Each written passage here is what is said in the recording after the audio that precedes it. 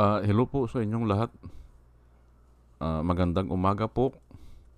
Ngayon po ay Agis ng Pebrero, February 10, at ang oras po dito sa Los Angeles, California ay 7:55. Mag-aalas 8 na po at walang pasok Saturday kaya medyo tanghali. After 30 minutes siguro ay i-upload ko na ito. Kaya mapapakinggan nyo na ito after 30 minutes. Ang topic ko po ngayon ay kahapon kasi may nakita ako na upload ni Engineer Toto Kaosing, yung tinalakay niya yung si Kibuloy ay from pauper to multi-billionaire. Opo, yun ang tinalakay niya. Ay dadagdagan ko yan. Dadagdagan ko yan para mas maliwanagan po tayo. At ito ay para sa lahat po. Lalo-lalo na dun sa naluluko ng mga kulto o ng mga simbahan. Opo. Ito po ay para sa inyo o para sa ating lahat, para hindi tayong maloko. Ngayon, doon sa vlog ni Kibuloy, ni Toto Kaosing patungkol kay Kibuloy, mayroon siyang nilagay na yung Amerikano na nagsasalita dito sa Maryland. Opo, nagsasalita ay nagpatotoo patungkol dyan sa buhay ni Kibuloy. At yan po ang i-replay ko dito, mga 3 minutes lang po, para maintindihan natin. Pinapaliwanag nung si pastor, yung Gordon Mallory, ay siya ang nag-train dyan kay Kibuloy.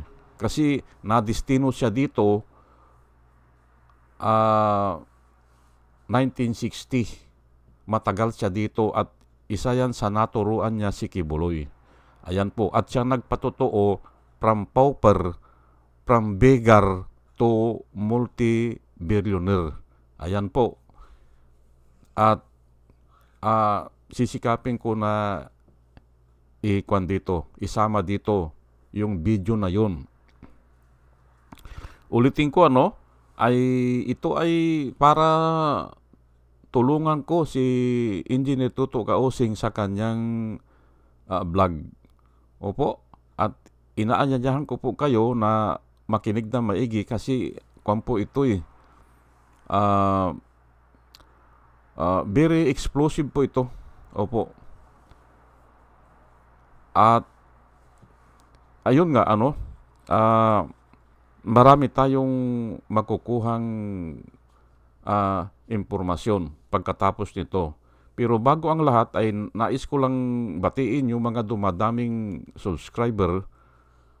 Nagpapasalamat po ako sa inyong lahat. Hindi ko na babanggitin yung mga mga comments, pero mga pangalan na lang. Opo. Bilang pasasalamat po sa inyong lahat. Ito po sila salamat po sa inyong lahat si Rosana Narumi ng Japan, Al Olalia ng Bacolor, Pampanga. Ito pala yung first batch yung second batch, yung isang listahan naman. Si Al Olalia ng Bacolor, Pampanga, Libra Girl, Alex Sarmiento, Dolor Garcia ng Milano, Italy, Nana Antibi ng Bahrain, Will Utaib ng Laguna, Nelson Balyaran, Julia Magbanua ng Singapore, Andre Deliver, Arnold Pernan ng Cebu, Larry Narvaez, Jus Shalan, Elenita Sculpture ng Germany, Ben Puno, Leti Peralta ng Mamburao, Occidental Mindoro, Maribel Baligat Culio, Cuerte Q, Jonah M, Rinaldo Abintino, Mel Herrera ng Evanston, Illinois, Ernesto Borque, Placer Eduarte, Yasmin San Juan, Roman Di Paz, Mary Grace Santos, Pacmando, John Cabrera, Louis Sigaco, Ike Maglasang, Linda Trasmonte, Linda Walton, Sasha Andiguid, Lenny Bungat, Agripino C., Eduardo Gonzales ng Singapore, Bumble D.,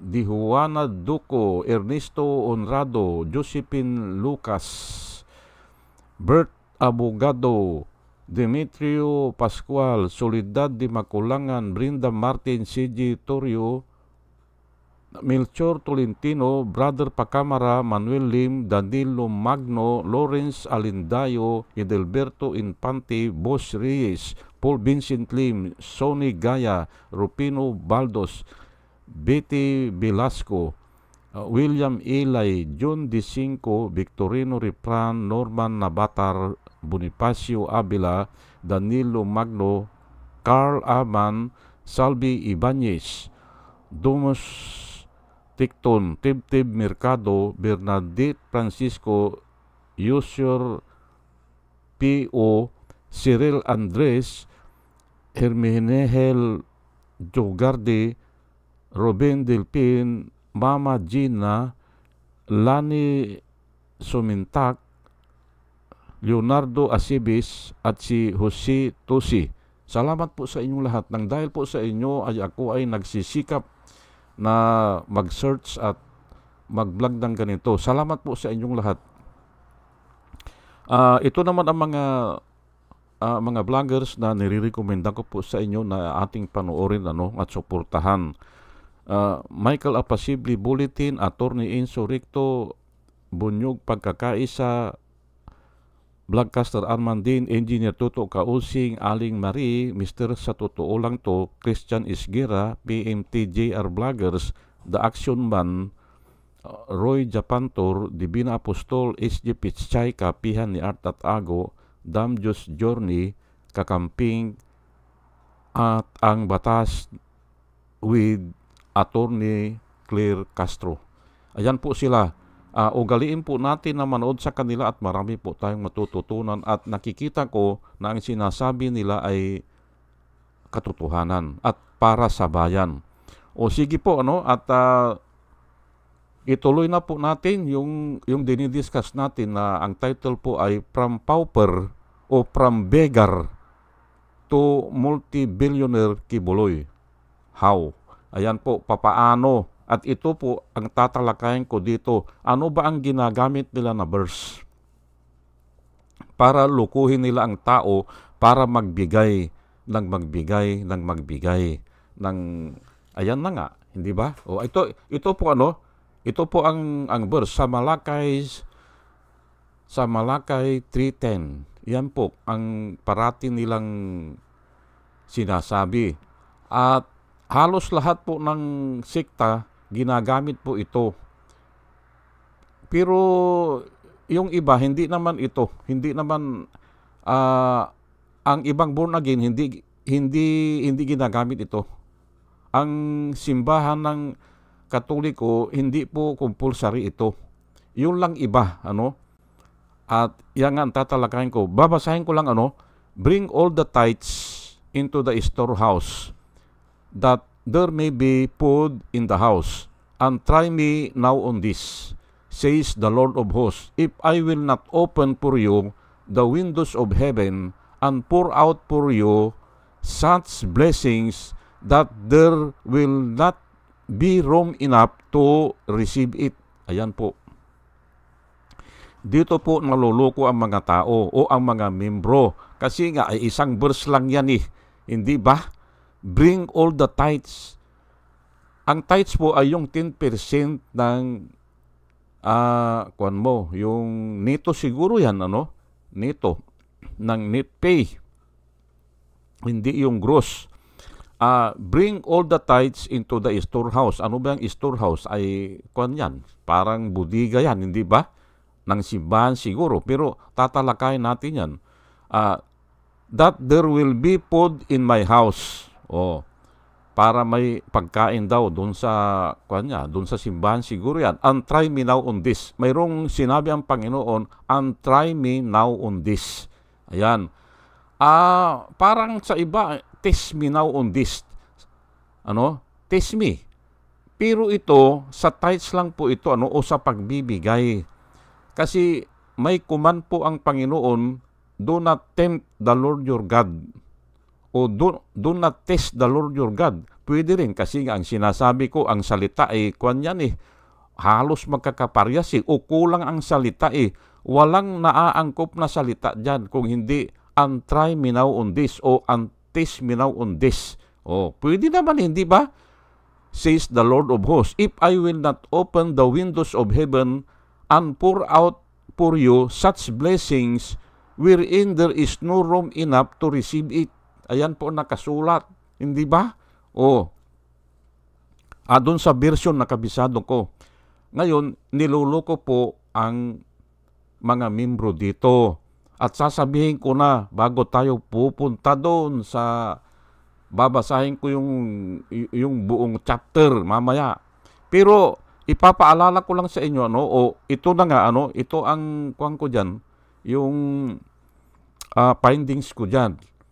Ito po ay ang sinasabihan po dito. Ang sinasabihan po dito ay yung ingat yaman ng simbahan o yung mga humahawak ng mga tithes and offerings. Sila po ang sinabihan dito. Hindi po tao ang sinabihan dito. Hindi ordinaryo na membro. Pero ginagamit nila kasi makikita mo dyan ay parang ordinaryo na membro ang pinagsasabihan po dyan Hindi po. Ang tinatalakay po dito ay yung mga taong simbahan na kung saan ninanakaw po nila ang mga tithes. Yan po ang pinagsasabihan dyan. Sasabihin ko na po ng diritsahan. Tinatawag nilang tithes at yun ang tawag doon pero ito po ang mga verse naman nakukontra yan kaya nga kami hindi namin pinapractice yan Born again po ako. Pero nung una kong nabasa yan at nabasa ko itong mga sunod-sunod na mga verses na kukontra dyan, ay born again ako noon, mga 2 months pa lang ako, hindi pwede ka ako yung Malakay Streetin. Masusundin ko itong 2 Corinthians itong 2 Corinthians po, nakukontra dyan. Dyan sa, itataas ko lang po kukontra dyan sa Malakay Streetin. Ang nagsulat po nito ay si Paul. Let each one or everyone give as he purpose in his heart to give, not grudgingly or of necessity, for God loves a cheerful giver. Ito pang sinusunod namin. Give what you have decided in your heart to give, not in compulsory or because of necessity, for God loves a cheerful giver. Ayan po, sa Gideon po yun, yung version na yun. Not in compulsory or because of necessity. Dito naman, not grudgingly or of necessity, for God loves a cheerful giver. Wala pong tithes Hindi 10%, pero sila, nilalagyan nila agad ng 10%. Mali po yun kasi masusundin ko po itong 2 Corinthians kasi ang topic po dito sa 2 Corinthians ay patungkol sa pagbibigay. Hindi po umaalis dyan. Kaya binanggit yan. Samantalang doon sa Malakay Streetin, ayan, nababasa nyo pa siguro, ibababa ko, sa Malakay Streetin, ang binabanggit po doon, yung mga magnanakaw sa church, yun po ang pinaparusahan dyan, yun po ang pinapaalalahanan. Maaring pastor, maaring yung pari, maari yung parisiyo, nung mga panahon na yan, mga Levitiko, ayan po, mga Levites po, at ipapaliwanag kung mamaya yan, Ngayon, ay ano pa ang supporting verse natin? Kaya hindi pwede itong Malakay Streetin na ito. Ito sa Romans, mabigat din po ito. He who exhort in exhortation. He who gives with liberality. Ayan po, or generously. Kung nagbibigay ka, sabi niya, give it generously. Ayun po, wala pong pirsahan na 10%. Wala pong amount o ilang persyento. Wala po. He who gives, give liberally or give generously. He who leads with diligence. He who show mercy with cheerfulness. Ayan po ang nakasulat sa Biblia. Di ba? Ano pang sinulat? Kung nagbibigay ka, kahit saan yan. Kung ikaw ay nagbibigay sa mahihirap o sa simbahan o sa gobyerno, nagdodonate ka, give it generously. Yun po ang ibig sabihin yan ng Romans 12:8. O sa Proverbs 11:25, ayan po, mababasa po natin, the generous soul will be made rich. O, yun daw nagbibigay ng out of generosity ay yayaman. Ayan po nakasulat. And he who waters will also be watered himself. Yung nagdidilig ay nadidiligan din. Ayun ang sabi sa Proverbs. Pero ang maganda rito, kung ikaw ay nagbibigay ng generously, ay aasinso ka. Parang ganun, ano? O yayamang ka. Aywan ko ano nang hindi made rich ang nakasulat sa iba eh.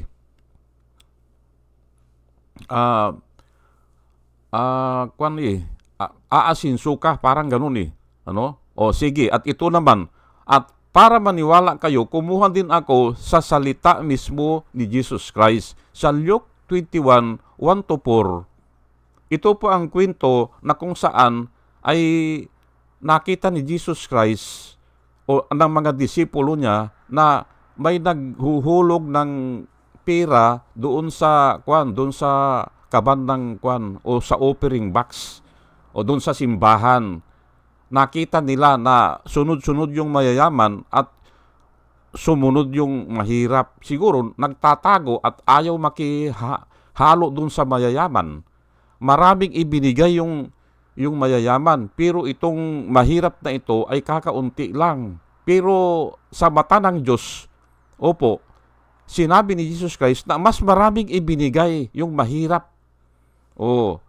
Dahil because of His poorness, ay nagbigay siya. Yun namang iba, because of their abundance, nagbigay sila. Ayan po, basahin lang natin po Jesus looked up and saw the rich putting their gifts.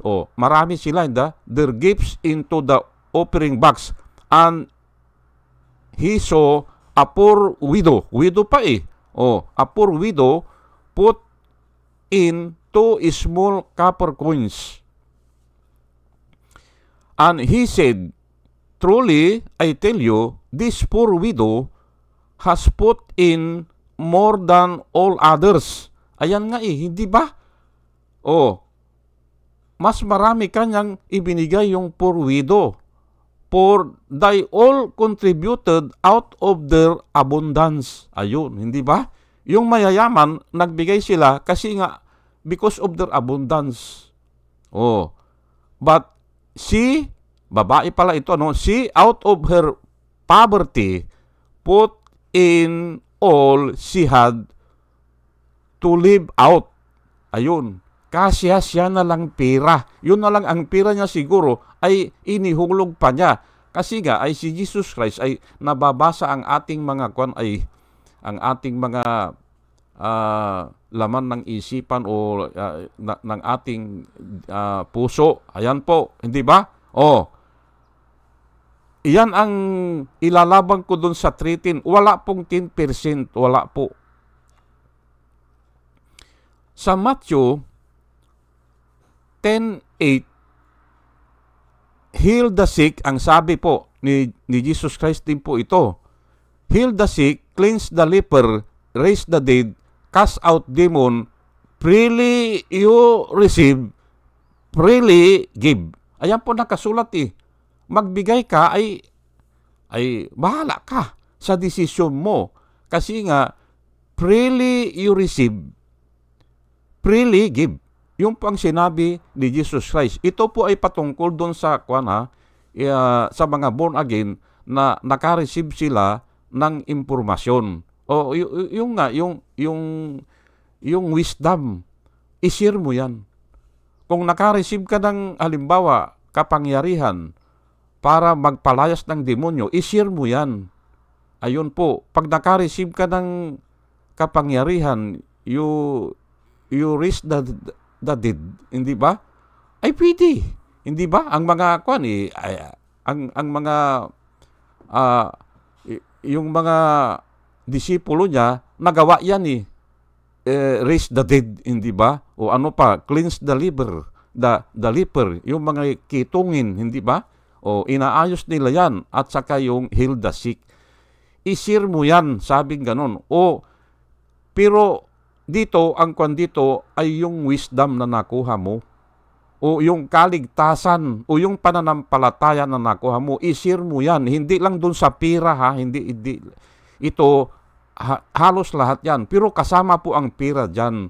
Kung gusto mo magbigay, freely give. Kasi nga ako, na born again ako dahil ginastusan din ako ng mga born again doon sa Saudi. Nag-contribute sila para may maipamirinda o may maipakain, ganyan, sa Bible study, ganyan. Nagtataka ako, bakit nagko-contribute sila? Ayan po ang ibig sabihin niyan, freely you receive. Kasi hindi ko naman sila binayaran, hindi ba? Para ako ay turuan. Hindi ko sila binayaran, pero binigyan nila ako ng wisdom. Ayan nga ang sinasabi, freely receive, freely give. Ayan po, para maintindihan po natin. At ito ang si Zaccheo. Alam natin si Zaccheo. Luke 19:8-9. Then Zaccheo stood up and said to the Lord. Sabi niya, hindi ba? Look, Lord, I give half of my goods to the poor, and if I have taken anything from anyone by false accusation, I restore it fourfold. Jesus said to him, today has come to this house. Today, salvation pala, no? Salvation has come into this house because this man too is a son of Abraham. Sabi niya. Sige, ikukuha ko na lang ng sarili kong pananalita, ha? Then Zacchaeus stood up and said to the Lord, Look, Lord, sabi niya, half of my possession I will give to the poor. Yan po ang sinabi niya. Half of my possession I will give to the poor. And if I deprive of anything, of anyone of anything, sabi niya, kung niloko ko man ang isang tao ng kahit magkano, sabi niya, I will return it 4 times. Yan po ang sinabi niya.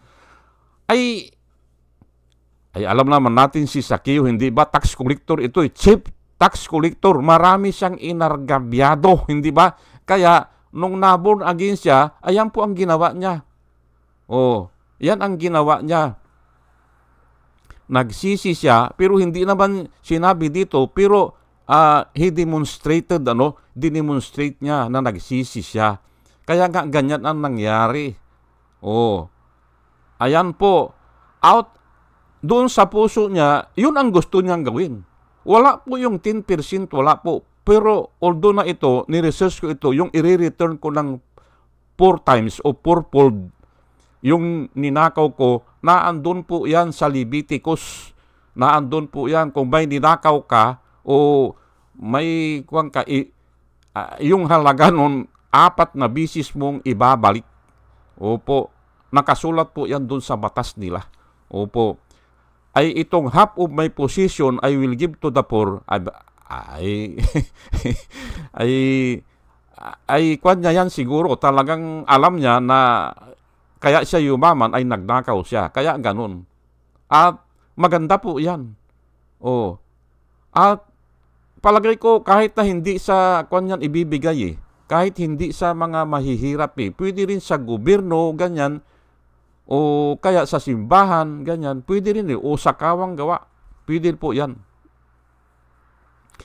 Ayan po ang mga verses na hindi uubra yung Malakay Streetin.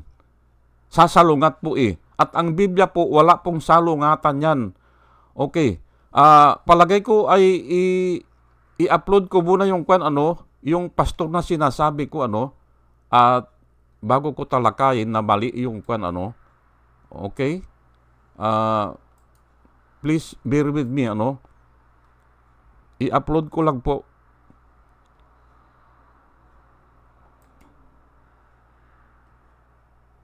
Ito po. Kay yumaman. So, ganun ang kwento ni Kibuloy. Very short story lang yan.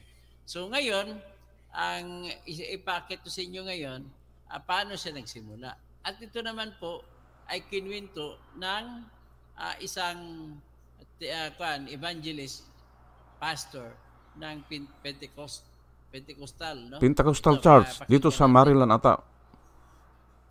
Pakinggan natin maigi. Naka-English ito, pero sa tingin ko maintindihan naman ninyo ang kanyang istorya. Mga 3 minutes lang po ito. Ito na yan.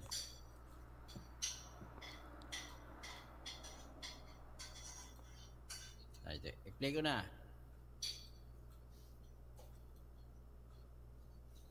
Dali lang. One of the first young men we met was 1969. We arrived in the Philippines. One of the first young men we met was 19 years old. We took him out of a hut. He and his family used to beg for food. And so he came to Manila. We put him in our Bible school, our very first Bible school. He excelled. And after Bible school, he came to our house. He lived with us for 8 years. If I'm Paul, he's Timothy. I took him everywhere. Amen. He was an incredible guy. Developed into the most wonderful preacher. Became our national youth president. I took him on his first overseas trip. I gave him an allowance every week to sustain him. His teeth was rotten in his head, so I took him to the dentist and they gave him all new teeth. I mean, you get the picture. Amen. But somewhere along the line, he got tripped up and he went and became his own deal, left our organization, formed his own, became something he really isn't, but he started to lift himself up. People almost worship him. And over a period of years, 30-some years, he went from a pauper, a beggar, to a multi-billionaire. He has 7 million followers that all pay tithes and offerings to him. He's taken a lot of that money and he's placed it in different kinds of businesses and foundations until he is like a kingmaker in the Philippines. He's a mover and a shaker. He owns vast portions of land. I can't just tell you, airplanes and helicopters, and you just name it. One of the wealthiest people around. A poll just came out that he is the wealthiest, number one wealthiest religious leader on the planet. I took him out of a hut. He's now poised to be the next president of the Philippines. There's this team working on the path to the presidency. He's the reason the present president is the president. I took him out of a hut. He turned his back on this apostolic truth. And the very day that I walked out of the doctor's office in Salem, Oregon, and he told me to have to take 6 months off at least, have to have these treatments, this was the day that this young man made a concerted effort to find me. Because come to find out that for 7 years preceding, he could not sleep at night because my face would come up before him. O sige po, at yan, naintindihan na po natin, at tatanggalin ko na po, at least ay nasabi na niya, nasabi na niya na siya ang nagturo. Opo, siya ang sabi pa niya dyan ay every week binibigyan niya ng allowance nung ano ba yun? Nag-aaral sa Bible College. Binibigyan niya ng allowance. Opo. Pero nga, noong 1985 ay umalis si Kibuloy sa kanila, ay hindi na nila hinabol. Nagtatag na ng sarili niyang yang Kingdom of Jesus Christ, the name above every name. Ayan po. Ang kwan dito ay parang winalanghiya niya na kung saan ay yun, tinawag din siya nung pastor na nung una ay pauper o beggar. Opo, beggar lang. Pero ngayon ay multi-billionaire na. Ayan po At ito nga ang kwan bakit nagiging multi-millionaire Ito yung Malakay 3 ginagamit nila At babasahin ko lang po ng mabilis Behold, I will send my messenger who will prepare the way before me. Then the Lord whom you seek will suddenly come to his temple. The messenger of the covenant in whom you delight. See, he is coming, says the Lord of hosts. But who can endure the day of his coming? And who can stand when he appears? For he will be like a refiner's fire, like a launderer's soap. And he will sit as a refiner and purifier of silver. He will purify the sons of Levi. Ayan po, uulitin ko lang he will purify the sons of Levi and refine them like gold and silver. Then they will present offering to the Lord in righteousness. Medyo bibigyan ko lang po ng emphasis sa 3, he will sit as a refiner and purifier of silver. Ayan po, parang panday yan, panday. He will purify the sons of Levi. Ang Levi po, sila po yung naka-assign sa simbahan. Hindi po sila nagtatrabaho ito sa bukid o nagpapastol at wala silang mana yan, wala silang lupa yan.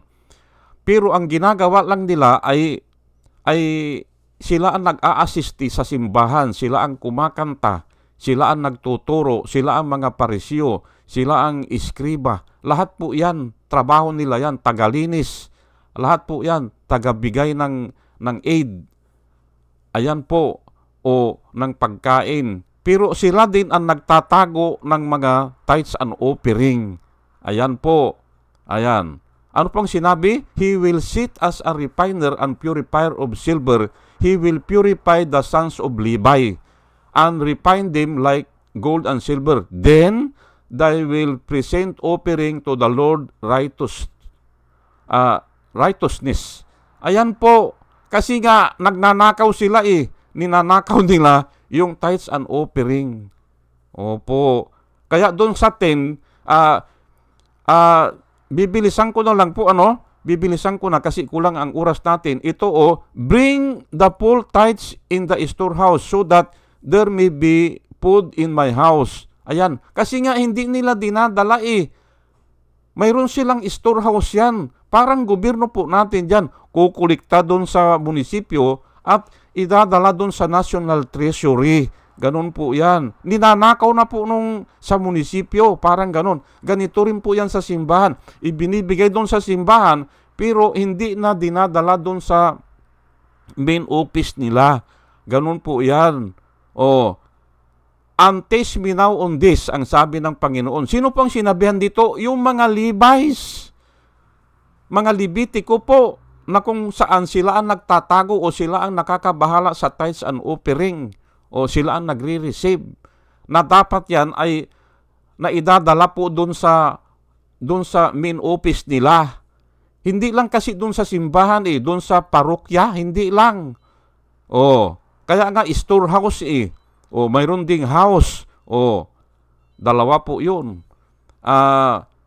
And see if I will not open the windows of heaven and pour out for you blessings without measure. I will rebuke the devourer. Hindi, okay na ito, Ngayon ay kinuha ko yung verse 3.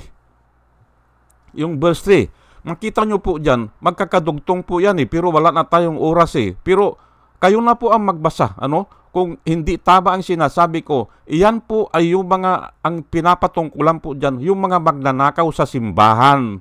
Opo, hindi yung tao na magbibigay ng tithes, hindi po. Give generously nga hindi ba? Ito po ang 3, para mas maintindihan po natin.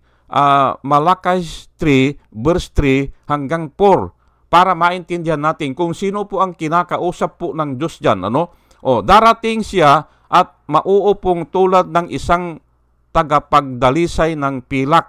Parang ang panday ito yung tagapagdalisay ng ginto at pilak. Dadalisayin niya ang mga anak na lalaki ni Libay. Ni Libay, hindi ba? Dadalisayin niya. Katulad ng ginto at pilak, at sa pamamagitan nito'y magiging karapat-dapat ang kanilang handog kay Yahweh. Ayan po, hindi ba? Sa 4, dahil dito, ang mga handog na dadalhin ng mga taga-Judea at Jerusalem ay magiging kalugod-lugod kay Yahweh tulad ng dati. Ayan po Hindi ba? Hindi ka lugod-lugod dahil nga ninanakaw Hindi ba? Nilalagay sa bulsa para in today's language. Nilalagay lang sa bulsa. Ayan nga, hindi ba? Paanong yumaman yan si Kibuloy? Ayan nga. Hindi ba? Niluluko niya ang tao na magbigay kayo ng 10%. Opo, dahil nga doon sa tithes. Ang definition ng tithes ay sa Old Testament o hanggang ngayon ay 10% ng income. Pero wala yan. At binasa ko na nga kanina na give what you have decided in your heart to give, not in compulsory or because of necessity, for God loves a cheerful givers. Yan po ang totoo dyan. At yung nagturo sa akin, yan din ang turo niya sa akin. Wala yang treatin na yan. Pero pwede rin gamitin yan. Pwede rin gamitin yan. Kaya nga lang, ay dapat ipaliwanag nila na yan ay para doon sa mga ingat yaman ng mga simbahan na isinusubi nila yung mga tithes. Ayan po, para maintindihan po natin yan. At para maging kalugod-lugod sa Diyos. Hindi kasi pwede na magkukontrahan ang Biblia hindi hindi pwede na itinuturo na ganito tapos mayroon kang mababasa na iba. Maliwanag po yan. Maliwanag na maliwanag yan. At saka ito nga pala hindi ko nakuha kanina, will a man rob God? Sabing ganon. Yes. You rob me on tithes and offering. Sabing ganon. Ay naandyan yan basahin mo lang po nirarab nyo ako, sabi ng Diyos yan. Kasi yung tithes and offering. Ngayon, ang tanong ko, ikaw nagtatrabaho ka, may sweldo ka. Halimbawa ako, ang nito ko ay $5,000 a month. Sa akin yun. Hindi ba? Sahod ko yun Kayo, nagtatrabaho kayo, ang sahod nyo sa iyo yun. Kaya nga mayroon kang karapatan na ibigay yung kahit na kanino. Ayan po Bakit sasabihin ng Diyos na you are robbing me? Hindi Sa akin yun At kaya kong ibigay yun kahit na kanino. Ay bakit dito ang turo ay ni Kibuloy ay pag hindi ka nagbibigay ng 10%, you are robbing God. Hindi po. Ang sinasabi dyan sa kwan na yan, yung tithes na ibinigay ng mga tao, yun po ang nirarab. Yan po ang sinasabi dyan. Yung halimbawa, nagbigay sila ng palay, ay 10 kaban, ay inilagay doon sa storehouse. Kinukuha siguro nung nagtatago o yung ingat yaman, yung 1 kaban. Ayun po ang ibig sabihin nun. Kasi nga, ibinigay na nung tao Kaya pwede nang sabihin ng Diyos, you are robbing me. Ganun po yan. You are robbing me. Sino ang sinasabihan yan? Yung pastor. Hindi ba? Na kumukuha o sinasamsam niya yung mga tithes and offering ng mga tao. Hindi ba? Hindi pwedeng sabihan ang tao na you are robbing me. Kasi nga, ay sa kanya yun eh. Pira niya yun eh. Sweldo niya yun eh. Hindi ba? Kung nag-iisip lang kayo, isipin nyo yan. Paano kung sasabihin ng Diyos na nirarab ko siya kung hindi ako magbigay ng 10%? Malabo eh. Pira ko yun eh. Hindi ba? Ang nirarab dyan, ulit-ulitin ko lang yung ibinigay na ng tao, yung inoffer na ng tao para sa simbahan. Ngayon, kukunin naman ng simbahan, hindi po ba? Itatago yon. Ngayon, ang gagawin naman nung iba dyan, kaya nga, yung mayaman kukunin yung ibang parte. Yun ang robbing. You are robbing me. Harap-harapan po yun. Hindi ba? Kaya nga, robbing eh. You are robbing me. Sabi na, basahin ko na nga. Basahin ko. Will a man rob God? Ayan po, yung 8 na yan. Ayan, kinakursor ko. Will a man rob God? You are robbing me. But you ask, how do we rob you? In tithes and offering. Ayan. You are cursed with a curse. Ayan. Hindi ba? In tithes and offering. Very specific po. Hindi ba? Ano ang tawag doon sa ibinigay na? Yun na nga. Yun ang tithes ng mga tao na ibinigay na. Yun po ang ninanakaw o nirarab. Hindi ba? Sige po, at palagay ko maliwanag na po tayo. At kung may tanong po kayo, tanungin nyo po ako. Opo. Kung mayroon kayong gustong ipaliwanag ko, kasi ito, topic ko po ito eh. Opo.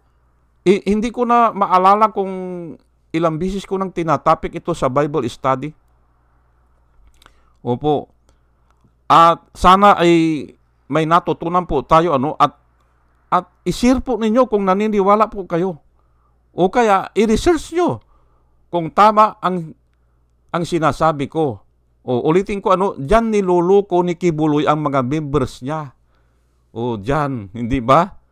At ihahabol ko pa pala, ihahabol ko pa. Dahil Sabado naman ngayon ay kahit mahaba yung lecture, pero hindi ako naniniwala dahil sa laki ng kayamanan ni Kibuloy, galing yan sa mga member niya. Hindi ako naniniwala dyan. Kahit na-computin na yung mga income ng mga members niya dyan, ay hindi sasapat yan. Naniniwala ako doon sa sinabi ni Las Cañas na may mga politiko dyan na may-ari niyan. O dyan sa aking palagay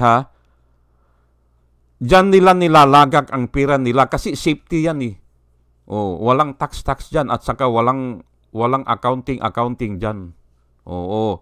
Palagay ko lang dyan nilalagak ng mga politiko ang mga pera nila dyan sa Davao na yan. Opo, lalo na kung 30 years na sila na nagsisirbi dyan o 30 years na ang samahan nila. Ayan po. Hindi ako naniniwala, hindi kakayanin po ng mga members yan. Hindi.